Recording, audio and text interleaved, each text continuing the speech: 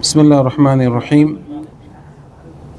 আমাদের রিয়াদুস সালিহিনের ৭২ নম্বর পর্ব নিয়ে আমরা আলোচনা করব। এখন আমাদের যে অধ্যায় নিয়ে আলোচনা ছিল, ওই অধ্যায় নিয়ে আলোচনা করতেছি যে সৎকর্মের পথ অনেক। এখানে যে হাদিসটি এনেছেন, হাদিসটি আবু যর রাদিয়াল্লাহু আনহু থেকেই বর্ণিত। রাসূল সাল্লাল্লাহু আলাইহি ওয়াসাল্লাম বলতেছেন যে লা তাহকিরান্না মিনাল মারুফি শাইআন, তুমি কোনো ভালো কাজকে ছোট মনে করিও না। যে কোনো ভালো কাজকে কি গুরুত্ব দিয়ে করবা, ভালো কাজকে গুরুত্ব দিবে, ছোট মনে করবা না। বলছে যদিও তুমি তোমার ভাইয়ের সাথে দেখা করো মুস্কি হেসে, ওয়ালাউ আনতা আখাকা বিওয়াজহিন তালিক, মানে কোনো ভাইয়ের সাথে দেখা হচ্ছে, এরকম ভাই কেমন আছেন, এই মুস্কি হাসাটা এটাও তুমি অবহেলা করিও না, ছোট মনে করিও না। হাদিসটি ইমাম মুসলিম রিওয়ায়াত করেছেন।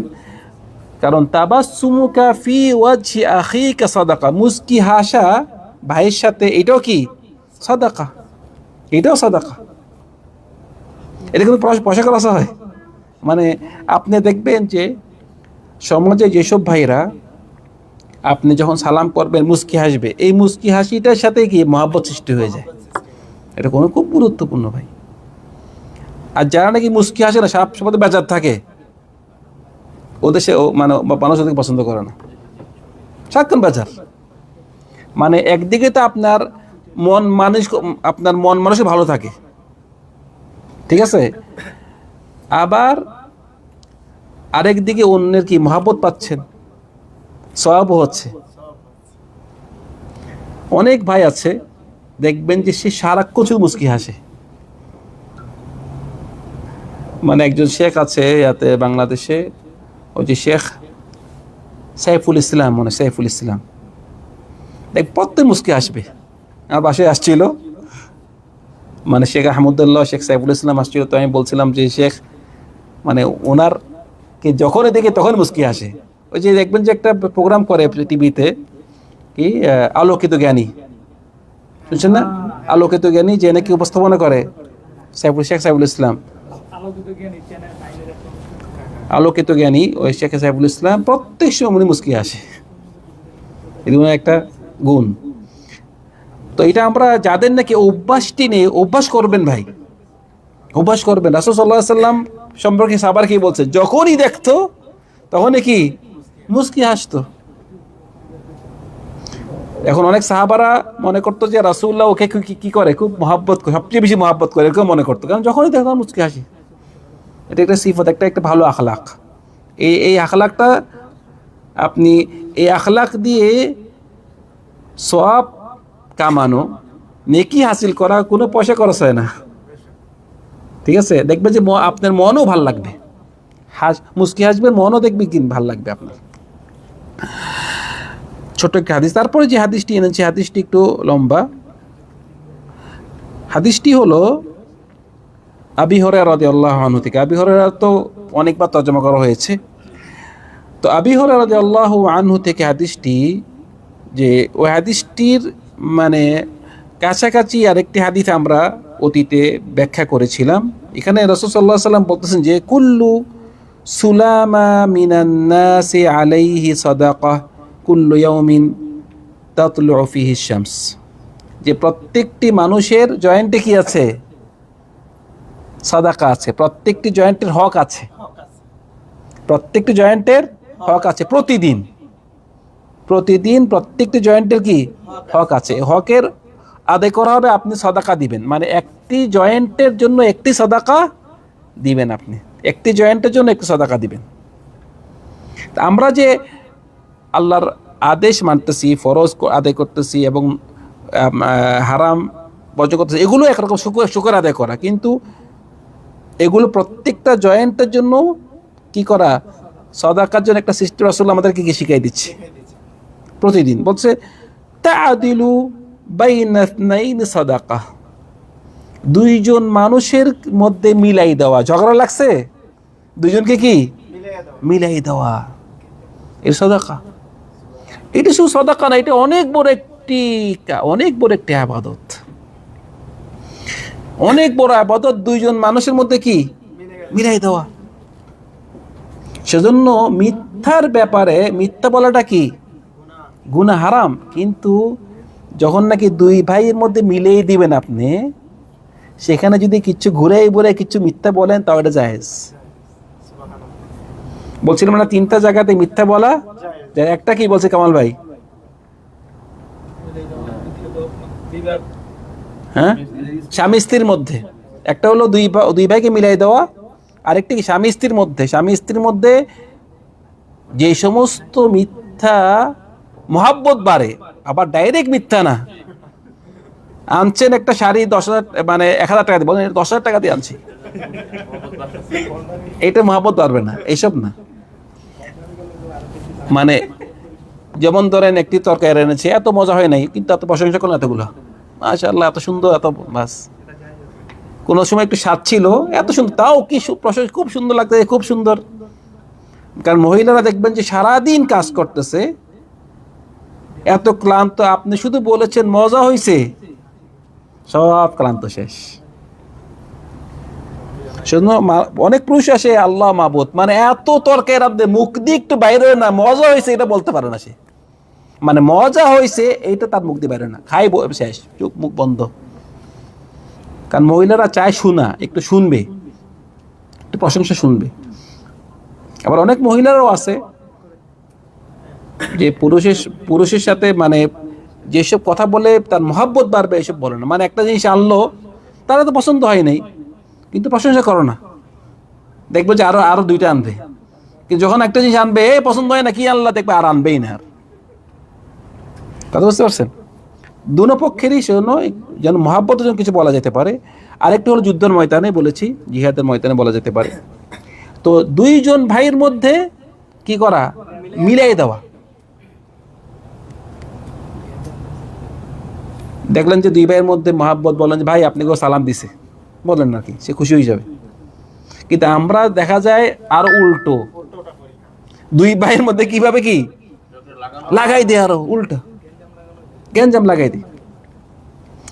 কারণ আমরা অনেক সময় দেখা যায় ভাইরা অন্যের পিছনে কিছু বলি ফেলি, সামনে সামনে বলি না আর কি, পিছনে বলি। যেমন ধর আমাদের এই মাজহার ভাই, এই রিফাত ভাই সম্পর্কে আমাকে কিছু বলল যে রিফাত ভাই এই করছে, এই করছে, এই করছে, লোকটা ভালো না, বললো আমাকে। যেমন ধরে, আচ্ছা রিফাত ভাই শুনছে? শুনে নাই। ওনাদের মধ্যে মহাব্বত আছে, ঠিক আছে। আমি যদি রিফাত ভাইকে যাই বলি, রিফাত ভাই মাজার ভাই আপনাকে এই বলছে, এই বলছে, এই বলছে, লাগলাম গাঞ্জাম লাগাই দিলাম নাকি? সত্যি বললো তো গাঞ্জাম লাগাইছে, আর মিথ্যা বললো তো আর কথাই নাই। আর গাঞ্জামটা লাগাইলো কে? আমি লাগাইছি। আমার আব্বা একটা উদাহরণ দেখেছে, আমার আব্বা খুব সুন্দর একটা উদাহরণ দেখেছে, খুব সুন্দর। এখন যে এই মাজহার ভাই যে রিফাত ভাই বদনাম করলো, উনি তো শুনে না, আমি শুনে দিছি না। উদাহরণটা হচ্ছে এরকম যে মাজহার ভাই দূর থেকে একটা ছুরি মারছে রিফাত ভাইকে। কি মারছে? ছুরি মারছে। ছুরিটা কিন্তু উনার গায়ে লাগে নাই, উনার পাশে আছে পড়ে গেছে, গায়ে লাগে নাই। আমি কি করলাম, এই ছুরিটা নিয়ে উনার গায়ে মারলাম। গায়ে মারি বলছে এই ছুরিটা মারছে রিফাত মাজহার। দেখছেন, আসলে উনি যে ছুরি মারছে গায়েটা কিন্তু ওনার গায়ে কিন্তু লাগেনি, লাগেনি। কিন্তু আমি ছুরিটি নিয়ে উনার গায়ে লাগিয়ে দিয়ে বললাম মারছে কে? মাজহার। তো লাগাইছে কে? দেখছেন কত ডেঞ্জারাস। সেজন্য কেউ যদি আপনাকে অন্যের কথা বলে, আপনার কাছে যেন এটা কবর দিয়ে ফেলবেন। অনেক ভাইরা অন্যের বিরুদ্ধে বলি ফেলে রাগে, কিন্তু আপনি এটা ওর কাছে পৌঁছে দেওয়া মানে কেউ ছুরি মারছেন আপনি, পৌঁছে দেওয়া। আপনি যখনই আপনার মাথায় আসবে যে আমি ওকে পৌঁছাই দেই, তখনই কিসের কথা মনে করবেন যে এটা ছুরিটা আমি মারতেছি, ও তো মারতেছে না, ও ছুরিটার পরে নাই, মারলাম কি আমি। তো যখন নাকি আমি তাকে শুনাই দেই যে তোমাকে এই বলছে, তখন ওই ব্যক্তি কি করে, কি সে আরো 10টা বলে, আবার সে যা কি করে তাকে আবার লাগায়। এখন সে যে লাগাইছে এই কথা, সে বলে না যে আমি ওই আপনার কথা বলার পরে সে বলছে, এই কথা বলে না, সে বলছে তোমাকে এই কথা বলছে। এখন সে আবার কি সুইটা লাগাইলো সে, তো বোঝা গেল দুজনের পক্ষে গ্যাঞ্জাম লাগাচ্ছে এই ব্যক্তি, সেজন্য এটা পুরো হারাম, চগলখোর, দুইজনের মধ্যে ফিতনা সৃষ্টি করা। তো আমাদের ইসলাম ধর্ম আমাদেরকে কি বলছে, যে দুইজনকে মিলাই দাও, অনেক বড় একটা সওয়াবের কাজ। বলছে ওয়াতুইনুর রাজুলা ফি দাব্বাতিহি ফাতাহমিলুহু আলাইহা আও তারফাউ লাহু আলাইহা মাতাআহু সাদাকা। কোন একজন ব্যক্তি সে গাড়িতে উঠতে পারতেছে, তাকে ধরে গাড়িতে উঠাই দিলেন, অথবা তার একটা মাল ভারী, কি করলেন, মালটা একটু উঠাই দিলেন, এগুলো কি সব সাদাকা হচ্ছে, অন্যকে সাহায্য করা। এইসব কাজ কিন্তু দেখবেন যে সমাজে অনেক ব্যক্তি আছে তারা পাগল এই সমস্ত কাজ করার জন্য, মানুষকে সাহায্য করার জন্য। মানে এই মানুষকে সাহায্য করা কোনো একটা কাজে এত যে রাসূল সাল্লাল্লাহু আলাইহি ওয়াসাল্লাম পছন্দ করতেন। একটা হাদিসে বলতেছে রাসূলুল্লাহ সাল্লাল্লাহু আলাইহি ওয়াসাল্লাম যে আমি আমার কোনো একজন ভাইকে একটি সাহায্য করব তার কাজটি পুরোপুরি করার জন্য, মানে সে একখানে যাইতে পারতেছে না, তাকে আমি ধরে নিয়ে গেলাম, একটা কাজ করে দিলাম তার, এই যে কাজটি আমি করে দিব, আমার কাছে মসজিদে, আমার এই মসজিদে মানে মদিনাতে 1 মাস ইতিকাফ থেকেও আমার কাছে উত্তম, আমার কাছে প্রিয়। 1 মাস কি ইতিকাফ, ইতিকাফ বসে 1 মাস আপনি বসবেন, আল্লাহ জিকির করবেন 1 মাস, এর থেকে রাসূলের কাছে প্রিয় কি, একজন ভাইকে কি সাহায্য করা, তার কাজটি পরিপূর্ণ করার জন্য। মানে আমার কিছুদিন আগে আমার ছেলে গাড়ি চালাচ্ছে, তার হঠাৎ করে তার চাকা কি হয়ে গেছে, চাকা একটা ফুটপাতে লেগে চাকা নষ্ট হয়ে গেছে। এখন এটা খোলার মধ্যেও তার মধ্যে কিছু নাই, এক ব্যক্তি আসছে, আসি কতক্ষণ টাইম এটা খুললো, খুলে টুলে আবার আরেকটা লাগাইলো, মানে কত যে সময় সে কি করলো, তার জন্য ব্যয় করছে। এগুলো মানে যেই করেছে, মানে তাকে মোটামুটি তাকে গাড়ি চালানোর মতো তাকে কি কাজটা করে দিয়েছে। এই কাজটা রাসূলের কাছে কি 1 মাস ইতিকাফ থেকে রাসূলের কাছে প্রিয়। বলছে ওয়া বিকুল্লি খুতওয়াতিন তামশিহা ইলা সালাত সাদাকা, মসজিদে যাচ্ছেন যে আপনি কি প্রতি কদমে সাদাকা হচ্ছে। বলছে ওয়া তুমিতুল আযা আনিত তরিক সাদাকা, এবং রাস্তা থেকে কোনো ময়লা সরিয়ে দিলে এটাও কি সাদাকা। এটা এই হাদিসটি ইমাম বুখারী এবং মুসলিম রিওয়ায়াত করেছে। আবার ইমাম মুসলিম আরেকটা হাদিস রিওয়ায়াত করেছে, আরেকটা রিওয়ায়াতে আয়েশা রাদিয়াল্লাহু আনহা থেকে বলতেছে যে ইন্নাহু খুলিকা কুল্লু ইনসানিন মিন বানি আদম আলা 60 ওয়া 300 মাফসাল, যে বনি আদমকে সৃষ্টি করা হয়েছে তার কাছে কয়টি জয়েন্ট আছে, 360টি।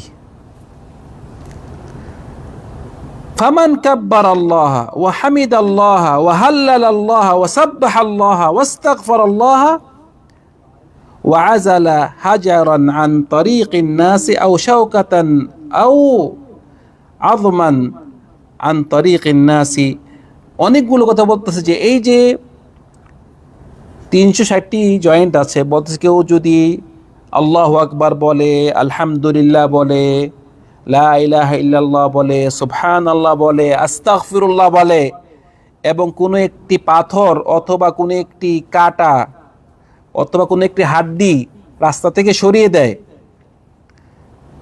বলছে আও আমারা বিমারুফিন আও নাহা আনিল মুনকারি আদাদা 60 ওয়া 300 ফাইন্নাহু ইউমসি ইয়াওমাইদিন ওয়াকাদ জাহজাহা নাফসাহু আনিন নার। এই যে অথবা ভালো কাজে আদেশ দিয়েছে অথবা খারাপ কাজে নিষেধ করেছে, বলছে এই সমস্ত কাজের দ্বারা সে যখন নাকি 360টি সাদাকা হয়ে যাবে, বুঝা গেল এতগুলো সুযোগ দিয়েছে, আপনি 360টা এর থেকে আরো বেশি করতে পারতেছেন। ফাইন্নাহু ইউমসি, তাই সন্ধ্যা হবে, সন্ধ্যা হওয়ার সাথে সাথে সে কি তাকে তার নাফসকে সে জাহান্নাম থেকে কি মুক্ত করে দিল, বেঁচে গেল। সেজন্য ভাইয়েরা ছোট আমল করতে কি করবেন না, অবহেলা করবেন না, বলে এটা ব্যাপার না, না ছোট কাজকেও কি করবেন, অন্তর থেকে করবেন।